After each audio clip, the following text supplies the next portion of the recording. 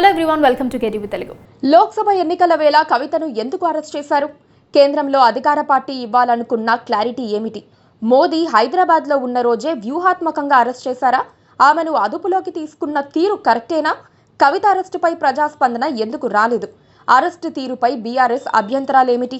ఢిల్లీ మద్యం కుంభకోణం కేసులో నిందితురాలుగా ఉన్న బీఆర్ఎస్ ఎమ్మెల్సీ మాజీ సీఎం కేసీఆర్ కుమార్తె కల్వకుంట్ల కవితను ఈడీ అధికారులు అరెస్ట్ చేశారు. శుక్రవారం అనూహ్య పరిణామాల మధ్య ఆమెను అరెస్ట్ చేసి ఢిల్లీకి తరలించారు. లిక్కర్ కేసుకు సంబంధించి మనీ లాండరింగ్ కోణంలో పీఎంఎల్ఏ యాక్ట్ ప్రకారం అరెస్ట్ చేసినట్లు ఈడీ అధికారులు తెలిపారు. ఊహించని విధంగా శుక్రవారం హైదరాబాద్కు వచ్చిన ఈడీ బృందం సుమారు 4 గంటల పాటు కవిత నివాసంలో సోదాలు నిర్వహించిన అనంతరం ఆమెను అరెస్ట్ చేస్తున్నట్లు ప్రకటించింది. లిక్కర్ స్కామ్ కేసులో తనపై ఎటువంటి చర్యలు చేపట్టవద్దంటూ కవిత సుప్రీంకోర్టులో దాఖలు చేసిన పిటిషన్ విచారణలో ఉన్నందున ఆమెను అరెస్ట్ చేసే అవకాశం ఉండదని, ఈడీ బృందం సోదాలు నిర్వహించి ఆమె స్టేట్మెంట్ రికార్డ్ చేసుకుని వెళ్తారని అంతా భావించినా అందుకు భిన్నంగా జరిగింది. ఈడీ అధికారులు కవిత నివాసంలోకి ప్రవేశించిన వెంటనే ఆమెతో పాటు ఇంట్లోని సిబ్బంది ఫోన్లను కూడా స్వాధీనం చేసుకోవడంతో లోపల ఏం జరుగుతుందనే విషయం బయటకు వచ్చేందుకు కొంత సమయం పట్టింది. కాగా కవిత అరెస్ట్ను బీఆర్ఎస్ తీవ్రంగా తప్పుపట్టింది. దీనిపై న్యాయ పోరాటం చేస్తామని ప్రకటించింది. ఢిల్లీ లిక్కర్ కేసులో మనీ లాండరింగ్ కోణంలో పీఎంఎల్ఏ యాక్ట్ ప్రకారం కవితను అరెస్ట్ చేసినట్లు ED assistant director Jogender arrest ఆర్డర్లో పేర్కొన్నారు. మొత్తం కారణాలు పొందుపరిచిన 14 పేజీల నివేదికను కవిత భర్త అనిల్ కుమార్ కు ఈడీ అధికారులు అందజేశారు. ఈడీ వచ్చిన సంగతిని తెలుసుకున్న కవిత సోదరుడు కేటీఆర్ అక్కడికి చేరుకుని వారితో వాగ్వివాదానికి దిగారు. సుప్రీంకోర్టులో కేసున్నప్పుడు ఎలా అరెస్ట్ చేస్తారని ప్రశ్నించారు. ట్రాన్సిట్ రిమాండ్ లేకుండా అరెస్ట్ చేసి వేరొక నగరానికి తీసుకువెళ్లటం కుదరదని చెప్పారు. దాంతో అరెస్ట్ చేసిన 24 గంటల్లో హాజరుపరుస్తామని ఈడీ అధికారులు సమాధానం ఇవ్వటంతో పాటు ఏమైనా అభ్యంతరాలుంటే కోర్టు దృష్టికి తీసుకెళ్లి పరిష్కరించుకోవచ్చని చెప్పటంతో మౌనంగా ఉండటం మినహా కేటీఆర్ చేయగలిగింది కూడా ఏమీ లేదని తేలిపోయింది. అయినా అరెస్ట్ చేసి తీసుకెళ్తూ ఉంటే పిడికిలి బిగించి విప్లవ సంకేతం ఇవ్వటం ఏంటన్న ప్రశ్నలు కూడా తలెత్తుతున్నాయి. బీఆర్ఎస్ కు బీజేపీ కొంత దూరం జరిగినట్లు నిరూపించాలనుకుంది. ఇద్దరి మధ్య లోపాయకారి ఒప్పందం లేదని చెప్పుకోవాలనుకుంది. కాకపోతే అరెస్ట్ చేసిన టైమింగ్, అరెస్ట్ చేసిన తీరుపై కొన్ని రోజులు చర్చ జరగొచ్చు. విచారణకు కవిత సహకరించనందునే మెరుపు దాడితో అరెస్ట్ చేయాల్సి వచ్చిందని ఈడీ కోర్టుకు విన్నవించే అవకాశాలు ఉన్నాయి. అయినా బీఆర్ఎస్ బీజేపీ ఒకటేనని నిరూపించి అసెంబ్లీ ఎన్నికల్లో కాంగ్రెస్ గెలిచిన నేపథ్యంలో ఆ ట్రాప్ నుంచి బయటపడటం అంత సులభం కాదని ప్రత్యేకంగా చెప్పాల్సిన పని లేదు. ఎప్పుడు ఎక్కడ ఏం చెయ్యాలో మోదీకి, అమిత్ షాకు ఒక లెక్కుంటుంది. మిత్రపక్షాలను సైతం అవసరం దాటితే ఎలా వదిలించుకోవాలో కూడా వారికి తెలుసు. బీజేపీ తన రాజకీయ ప్రయోజనాలు, క్షేత్రస్థాయి సమీకరణాల ఆధారంగానే పనిచేస్తుంది.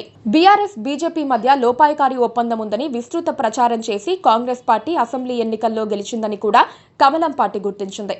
లోక్సభ ఎన్నికల్లో ఆ సీన్ రిపీట్ కాకుండా చూసేందుకే బీజేపీ వ్యూహాత్మకంగా కరెక్ట్గా ఎన్నికల షెడ్యూల్కు ముందు రోజు కవితను అరెస్ట్ చేయించింది. ఏడాదిగా సమన్లకు స్పందించకుండా కోర్టు పిటిషన్లతో తప్పించుకుంటున్న కవితను ఆమె తండ్రి కేసీఆర్ పార్టీని అదను చూసి దెబ్బకొట్టింది. అయితే ఏమనుకుందో ఏమో, లేడీ సెంటిమెంట్ కూడా పనిచేయకుండా చూడాలనుకుందో తెలియదు కానీ అరెస్ట్ చేసి తీసుకువెళ్లేటప్పుడు మాత్రం కవితను పెద్దగా ఇబ్బంది పెట్టలేదు. ఆమె కారులోనే శంషాబాద్ ఎయిర్పోర్ట్ వరకు తీసుకెళ్లారు. పైగా వీఐపీ ట్రీట్మెంట్ గా ఆమెను ముందు సీట్లో కూర్చొనిచ్చారు. ఏదో పార్టీ మీటింగ్ కు వెళ్తున్నట్లు ఉన్నదే తప్ప అరెస్ట్ అయిన వ్యక్తి జైలుకు వెళ్తున్నట్లుగా అనిపించలేదు.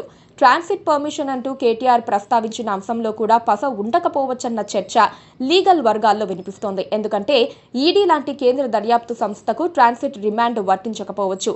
ఆ సంగతి నిదానంగా కోర్టు విచారణ తర్వాత తేలుతుంది.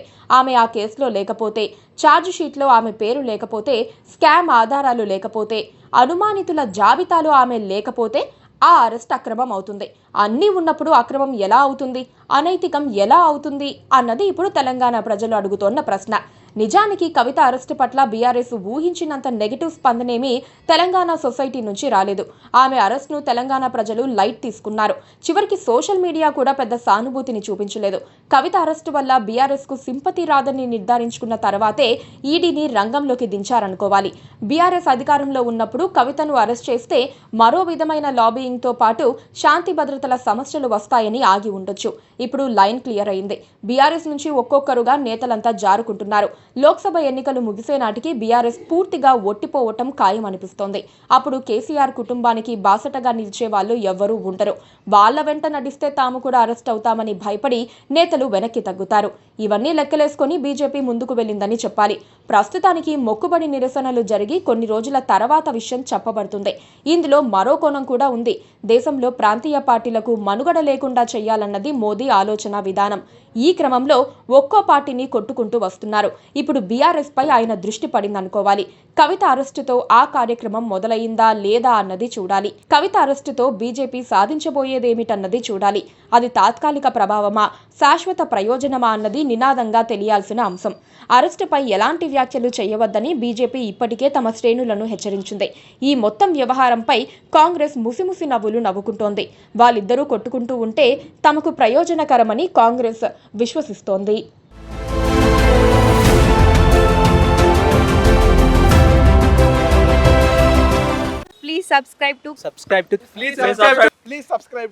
Please subscribe to KTV Telugu. KTV